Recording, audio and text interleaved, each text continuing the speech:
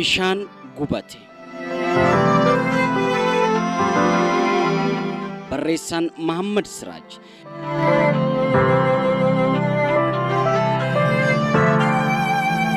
Bishaan gubate.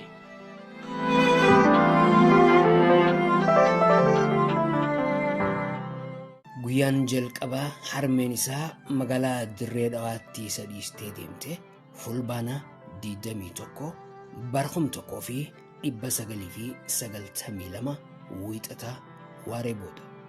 Guyyaan sun isaaf guyyaa dukkanaati.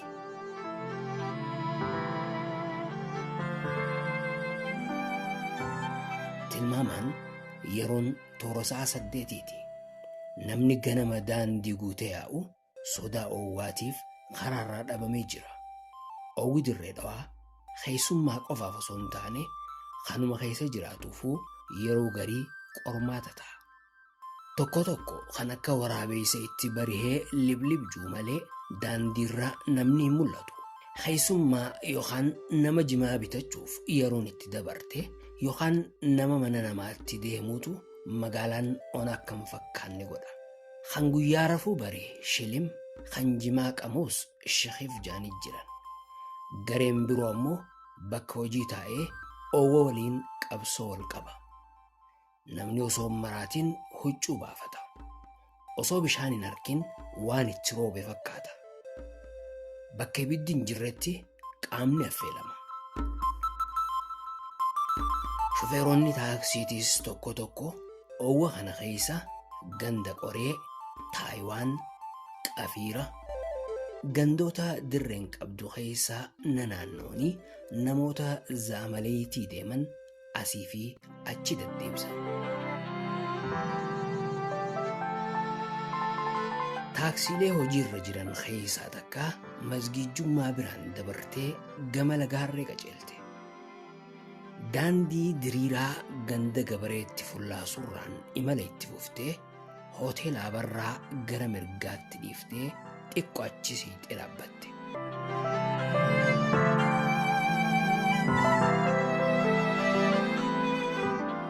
Milkii fi bareentoo taaksii dhaabbatte keessaa bu'anii daandii asfaaltii qaxxaamuran. Daandii gaddeemu qabatanii eega jawwa deeman booda harka mirgaatti goranii mooraa takka dhadhawan. Mooraa harra balloo qabdu tan abaaboon gidaara dallee dho'isitee jirtu namichi gabaabaan ulee harkaa qabu irraa banee ol seena.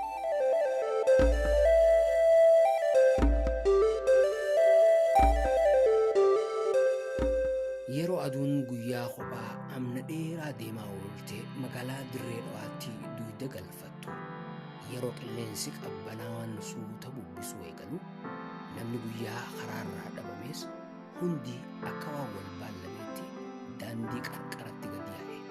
Dhiirti marxoodhaan shamarran shiitaan ulaarratti gad ba'an.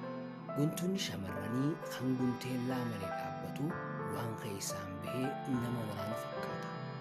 Kan taaksiinaa afaan guuttatee mirqaanaan tures dhakaa ulaa duraarra taa'ee jimaa ilkaan jidduutti hafee haanxiidhaan qote.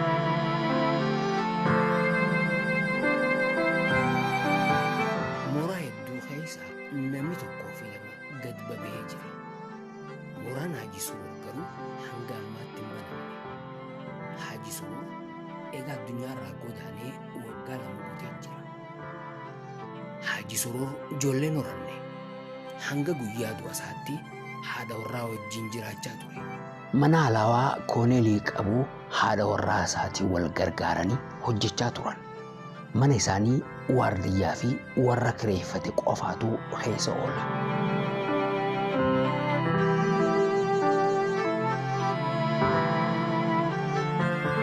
Har'a garuu warri kireeffatalleen mana tokko malee manneen kaan cuccufaadha. Gariin fira gaafachuuf haanis dhimma garagaraatiif bobba'anii jiran. Manni banaa mana haati asaantii kireeffatte qofa.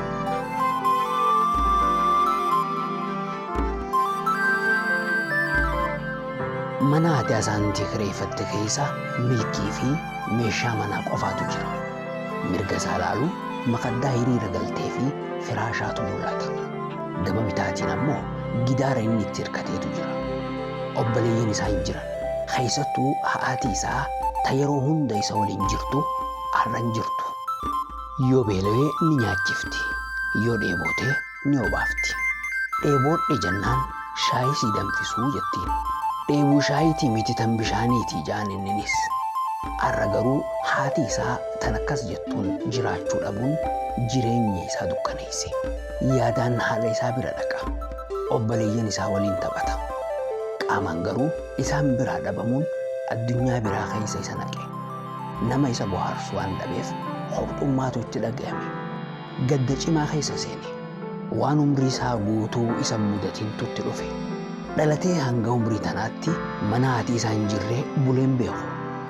Har'a garuu qe'een duwwaa, manni duwwaa, keessi isaa akka waan oneetti duwwaatti fakkaate.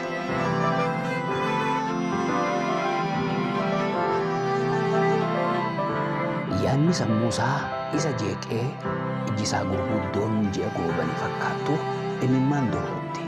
Imimmaan ija isaa guutee wanni hundi dachaa ta'etti mul'ate.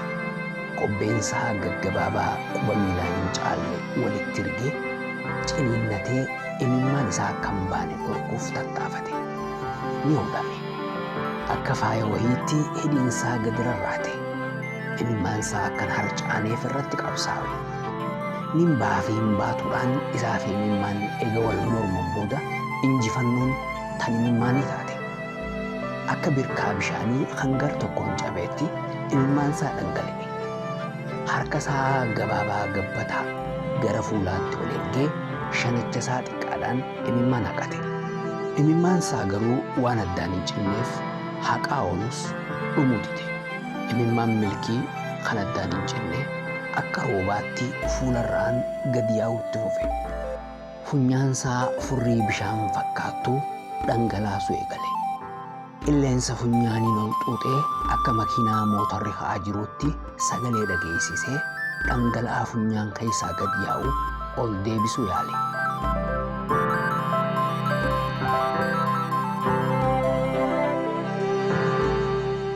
Osoo milkiin haala san keessa jiruu aduun iftee turtee dhabamtee dukkanti lafa dhaalte.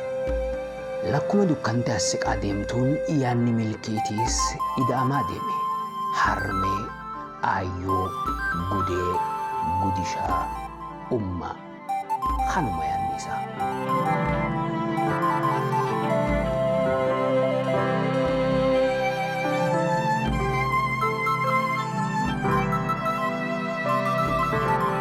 Milkii guyyaan sun akka waan irra ta'etti imimmaan ija isa mare. Yaada isaa hanga itti fide keessaa kan isa deebise barreeffama ijji isaa agarte. Sibiila dhaabbatu irratti barreeffama calanqoo jiru yeroo argu yaada keessa jirurraa makiinaa keessatti deebi'e.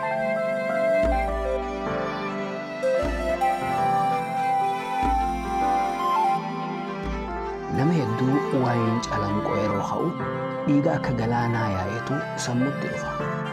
Bara 1887 waraanni nafxanyaa calanqoo seene. Waraanni Minilik Oromoo naannoo biraa cabsee injifannoodhaan machaawee waan saameen dinagdee isaa cimsatee hayyoota waraanaa kan faranjiitiin gargaarame waraana murtii guutuu irratti lola bane. Oromoonni ammoo qawwee dudullatti lakkoo isaan 100 hin geenye. Tarrasaasni waa xiqqoo qoftiin keessa jiruu fi mancaa fi eeboodhaan diina dura dhaabbatan.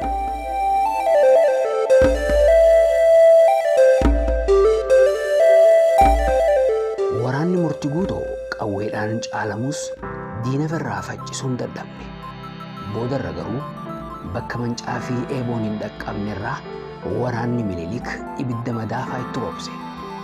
Bifa saniin nafxanyaan akkuma kutaalee Oromiyaa birootti dachii humbannaatis qabate.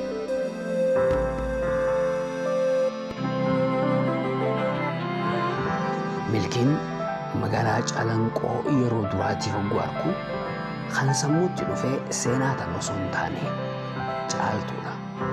Caaltuu barsiistuu afaan Oromoo.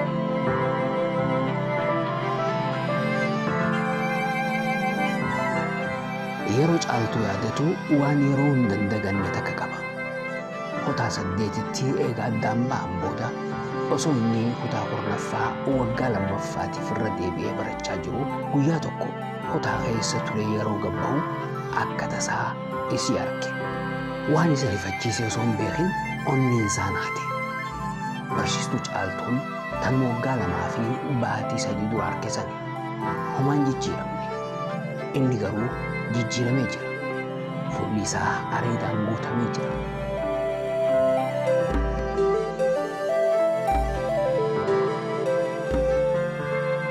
Milkiin caaltuu akka barsiistuutti osoo hin taane akkuma hiriyaa isaatti dubbise.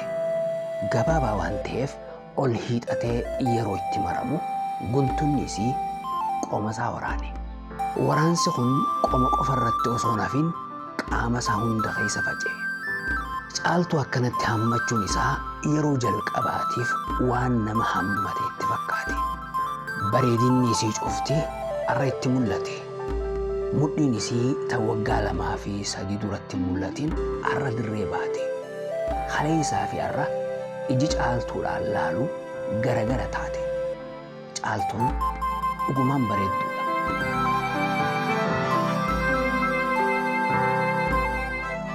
Mana barnootaa Afranqallootti kutaa 7 fi 8 milkii afaan Oromoo barsiistee jirti caaltuun. Caaltuun yeroo kutaa seentu Oromiyaan biyya gootootaa faaruu jettuun simachaa turan.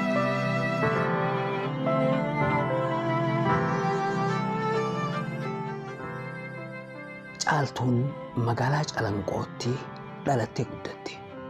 Magaalaan Calanqoo magaalaa guddittii aanaa Meettaati. Uummata Oromootiif magaalaa seena qabeeyyiidha. Dirree lola Calanqoo tan lafee murtii guutoo tan awwaalcha dhabdeetiin yaadatamti. Teessumti lafa magaalaa Calanqoo ija nama harkisti. Gaarreenii fi tulluuwwan unkaa magaalaa daran akka bareedu godhanii jiran.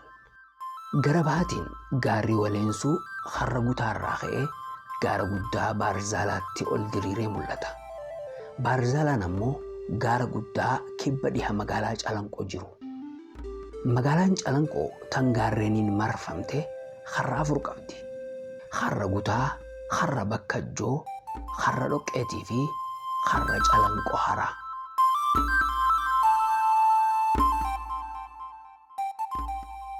Daandiin guddaan magaalaa Finfinneerraa gara Dirree Dhawaa fi Adaree Biyyoo deemu Calanqoo keessaan qaxxaamuree harra Calanqoo haraatiin qaara. Magaalaan Calanqoo waan isii bareechuu hedduu qabaattus qabbantii isii garuu yaaddoo namatti taati. Dhukkeen bona samitti kaatu hurree gannaa fakkaatti. Ganna ammoo dhoqqeen isii akka shuroo layyooti.